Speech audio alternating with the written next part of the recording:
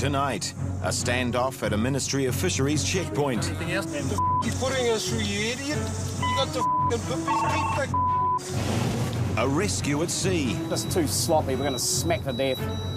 This is not nice. People can die. And an argument over a bit of pot. To me, that's bullshit.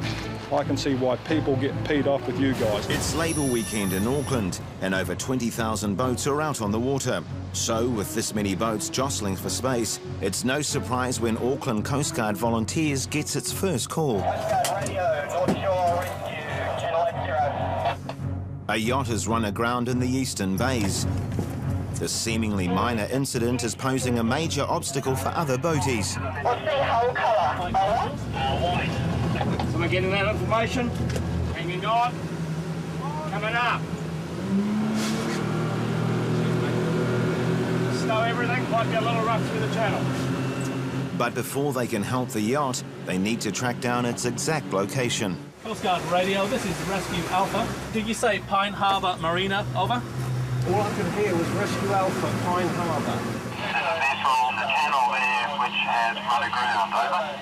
Hanging on, coming up. As the wind picks up, Mike and Steve need to find the stricken yacht before it drifts onto the rocks. That's the one. With the yacht located, Trillion Rescue Alpha has to be careful not to get stuck in the mud. Heavy. He draws 1A. We've come across the yacht which is run aground. We need to get a line onto the back of him so we can safely pull him off. The rope has to be tight enough to tow the yacht, but not so tight that it drags Alpha backwards. Get him to get his engine started as soon as he can. Yeah.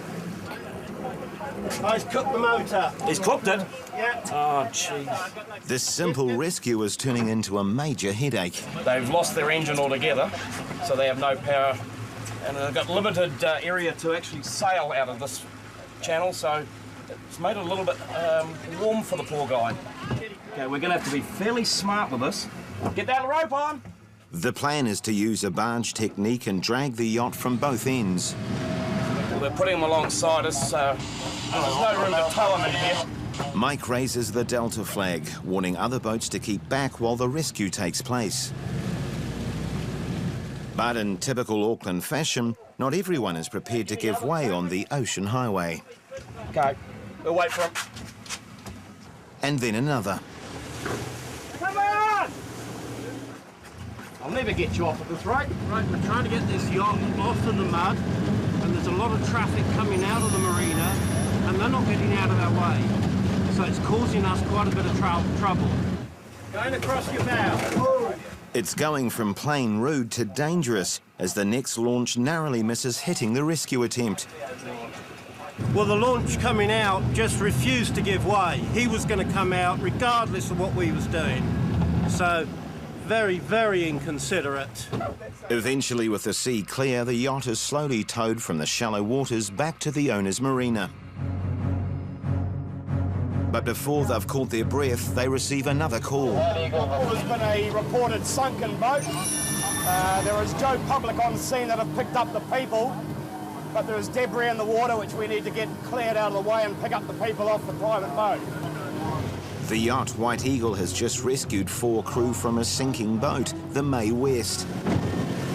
And the 1-metre swell is proving too much for small boats further out in the harbour.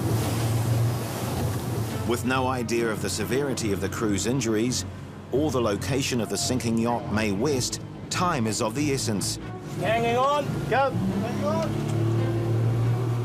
Rescue boat White Eagle is now in sight, and the Coast Guard is anxious to get the survivors on board. That's the one. Okay, we're going to need some nice loose lines alongside, guys. Yeah. This is going to bounce like crazy. So 1 head rope, 1 stern rope only, and make sure they're to the tow post.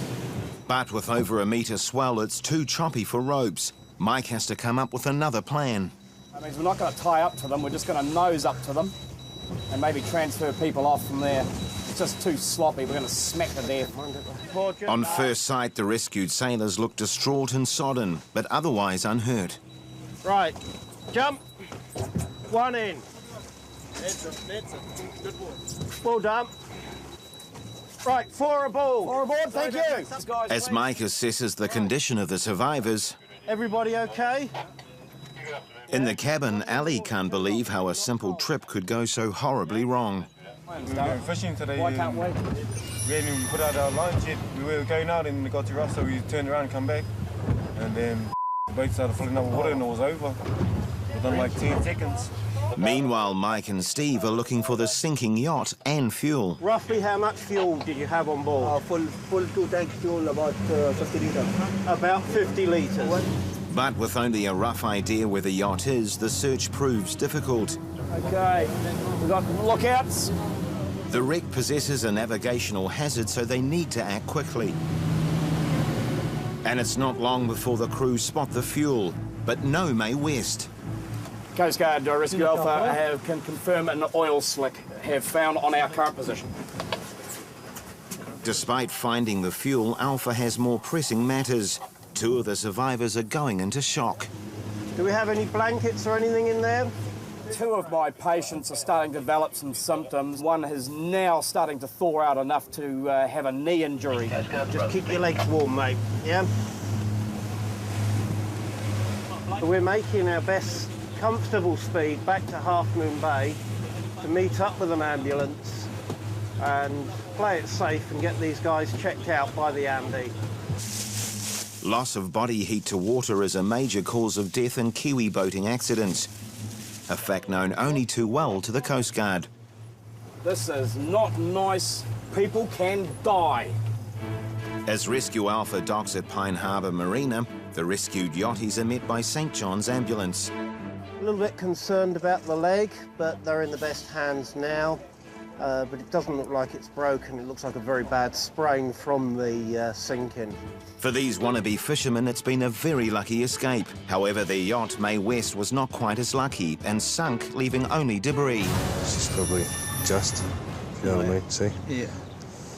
So. Just gone. Yep. A major part of a fisheries officer's work is education and prevention. And today, Andy and Mark have come down from Nelson to run the ruler over what's happening on the coast around Kai-moana. You got your measuring tool there, mate, that you use to measure them? Yeah, that's why I measured it. Yep. The man's just come off the water with a good catch of crays. But although he claims to have measured them all, a couple are undersized. You just put your measuring tool against that again? Yes, he's in on yours, isn't he? Yeah. Yeah, it is in on yours. Okay, so yeah, you obviously measured with your tool and you've made the effort and it's fitting on your tool. Yeah. But you obviously need to look at... Getting the small tool. Yeah. So I'll just grab a few details. It's a common problem. Different makes of measuring tools giving different readings for what's legal. And, you know, all we're looking at is a warning. You've obviously made an attempt to measure them, you've had a measuring device, it's just that it's probably not obvious size calibrated, okay? All that'll happen is we'll send you out a warning letter, basically just saying that you've been warned for taking undersized crayfish. Yep. So then if at a later date you're caught again with undersized crayfish, then you're looking at an infringement notice. Yep, sure. Crayfish are a popular catch around Kai-moana, and there are strict rules about the design and labelling of the pots. So you got your name on the pot as well as on the float? Well, it was. It's gone off. I had to divide it back on. Okay, because we do require you. Tag, yeah, I know. Okay. So, have you got your initials and surname on this on the float? The man's pot is missing an initial on the float, and there's no name on the pot itself. That's got the name and everything on it. Just okay. That's been in the club batch. Someone's used it, because I don't leave them like this. It's a simple enough situation. The man has broken the rules, and it seems that his fishing club's pretty loose about the use of the pots. But some people don't take criticism well. So, are these your pots? No, my pots. Okay, what I'll do is I'll just take your details, and I'll say that I've given you a warning for not having a name on the pot. Okay? And then it'll be in the system that you've got a warning, and if you do it again, then you'll get a ticket. I can actually see why people get pissed off. I'll be honest. That has been real pedantic. It's rubbed off, it's compliant, the whole lot. I can see why people get peed off with you guys. Hold on, before you go. You do your bit, we try and do our bit, nail the guys that are doing the serious poaching if you're going to try and get anyone. All the guys that are doing the poaching and stuff at night, go nail them. Don't stop the normal Joe Bloggs fishermen on the ramp for something that is very, very minor. I'm giving you a warning, mate, and I'm just taking your details. We're giving you a warning. We're telling you why. There's a certain amount of resistance to what you do. Our fishing club brought in the blue cod limit here for the 10, down to 10 because the fishery was getting hammered. We're trying to do our bit. You guys do your bit. Get the right guys, not the wrong guys. And by giving you a warning and just asking you to put your initials and surname on your pod, it's not really asking a lot. All it takes to fix the pot is a felt pen. But although he's only been given a warning, the man feels hard done by. To me, that's bullshit. It's compliant, the pot's compliant. I've done my bit, yeah, rightio, it's rubbed off, I'll admit that, I'm at fault, but it's fixed now. But I would rather see you guys chase the guys that are doing the serious poaching than farting around doing this. We do that as well. The rules are designed to ensure everybody has equal access to a sustainable fishery. And down at the Kai-moana boat ramp, it's obvious that things are slipping. So you obviously found a pretty good spot for them? Was there plenty there? Oh, good. They can have 2 guys have just landed with a load of kina. They're allowed 50 each, but they're not sure they've counted them correctly. How many you got there? OK, well, that's 40 and 30, 70, 80, 90, 100, 4, 6, 7, 108. 108 because you've eaten one. The pier is only 8 over the limit, but it's yet another example of breaking the rules in a minor way, and their names also go in the book. You can have 50 per person. Now, hindsight's a wonderful thing, isn't it? But at the end of the day, you know, if it says 100 and you're allowed 50 each... The boats were crowded, there's a bit on the boat there. Well, that's understandable, but you still need to make that effort, mate, to count each one, eh? And that way you know that you've got your limit or you haven't got your limit. Now that that's happened, if you get caught by a fishery officer in the future for anything, next time should be an infringement. So you just need to be aware of that. You've got your one warning, and no, that's fair enough. So if somebody usually pretty bang on. Yeah. I mean, you know, everybody has their off days, but how many you got there? 1, 2, 3, 4, 5, 6, 7, 8. These are 8. These are 8. So the rest of them are keepers. No worries. With another warning issued and 8 kina heading back to sea, the men are off for an enormous feed. Hello, kia ora. It's late afternoon and Fisheries Officers Gary and Brent have set up a checkpoint on the road to the Waihi estuary. G'day, sir. Not too bad. How about you? There's been problems with overfishing on the shell fish beds around this part of the coast. And today people are going to be reminded that they can be checked. One of the first cars to be checked has a couple of guys that have a large sack of pippies. And though they claim to have a customary permit, they don't know where the permit is. And are these taken under a permit, supposedly? Well, that's what I'm trying to clarify. I don't know if the permit's for mussels or puppies. Who had the permit? My uncle, he just left here. Have you got contact with him in terms of a cell phone? Yep. Do you want to give him a call? Oh, I've got any credit, I've got his number. Here you go, use this one, mate. While they're trying to sort out the permit, another customer arrives at the checkpoint. Only this one isn't too happy about being looked over. Is it unlocked as a mate or no, it's calling me. Okay, well that'll be fine. We'll let you on your way as soon as.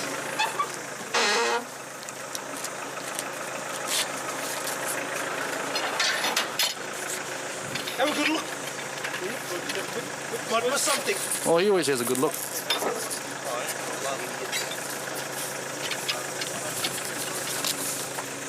Oh, look, big kahoa. Did you not get any shellfish, sir?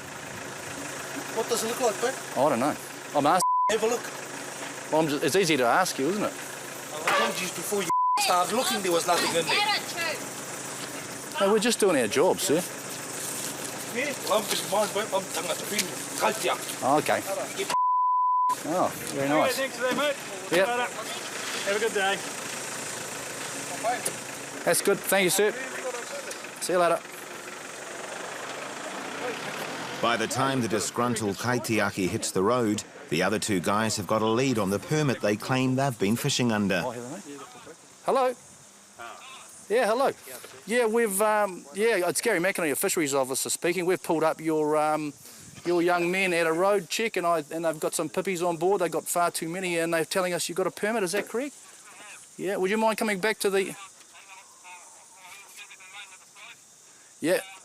We'd like to have a look at that permit, sir. Could you come back to the road check to the beach? According to the guy on the phone, the pippies are for an unveiling and a tangi to be held at a nearby marae. But the group of gatherers should have stuck together. Yeah, no, he's coming back with the permit and everything will be sweet as long as it's within the limits. Okay. But while they're waiting for the permit, another couple of guys arrive, and they're in no mood for a friendly chat. I'm saying you can have the bag, man. You have the lot of... What I'm saying to you is, I'm going to count the pippies. You're going to wait here until I finish counting the pippies. I'll go and take them now. It's up to you, that's your choice. It's entirely your choice. Yeah, well, have them, that's all I'm saying. Yeah, but you're still going to wait here until I finish counting them. Thank you. That's the job we have to do, sir. We have to count these things up, eh? You know how it works.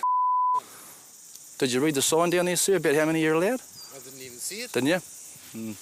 Regardless of whether or not they saw the signs, the allowance is the same, and these guys are well over the limit.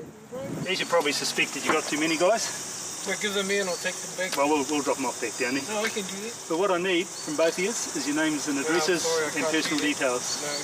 No. Okay? I can't do that. Well, you've got to do that, sir. Or otherwise, if you don't give us your name and address... Sorry? Okay. No, that's what we're going to do. We'll get your details off you, and then we'll ask you for an explanation as to what you got and why you got it, and you can tell us then that you didn't see the sign. And then what? And then we'll see what happens from there. The process is that if you don't give us your name and details, you get arrested and it just gets and you think you're held up now, well, you get held up even longer. The threat of a longer hold-up doesn't carry much weight, and the situation's getting tense. At the moment, I want both of you to get out of your car. I'd like you to talk to this gentleman here, and this fella here to talk to me. And you putting us through, you idiot? I'm not putting you through anything. Yeah. You got the puppies, keep the 314 from comms, you read over? Yeah, hey, sir, look, it doesn't work like that, eh? I mean, you've been caught with excess puppies. We have to talk to you about it.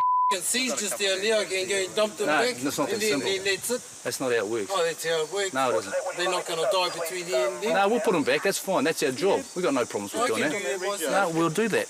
You've got a problem in that you've been caught with too many, okay? Oh, I've just been held up and been pulled up. Well, that's what we do for a living, and we're entitled to do it. Yeah. You can just jump out of the car, mate. You can ask me from there. No, I want you to get out of the car, please. No, I can't give you my name. Hey, well, if you don't want to give me your name, I'll have to arrest you, and we'll take you down to the police station. You keep those puppies, man. That's all I'm saying to you. Oh, we'll be keeping the excess ones, but we'll give you ones you're entitled to. I don't want them now. You have. Well, it's up to you. It's up to you what you do with those. I come this far to get a feed, now I can't. You have them there. Well, you leave us with no option. You guys don't want to be arrested, do you? You don't want to be arrested, do you? Do you want to go? Do you want to go and spend the night in the cell? What do you want? All I want is your particulars, your name and address, and a little bit of have a talk about what you've done here. That's not too much to ask, is it? Yeah, you can do that right here, bro. Yeah, I can do that right here. Yeah, it's fine. Eventually, Gary's conciliatory approach begins to pay off, and the guys become more cooperative, although their language doesn't get any better. It's like you fellas, bro. Keep scaving with you fellas all the time. You don't need to talk to me like that, mate. I haven't even got a job. 50 pippies. Well, I don't know what the count is. What is the count, Brent? 1, 2, 350, approximately too many. 350 too many. Just on double too many. Oh, okay. Infringement notice material. I'll let you know, man. You're going to drop some more for my take some in for myself. Yeah, I know. Sorry, mate, but if you want to do that, you get a permit, eh?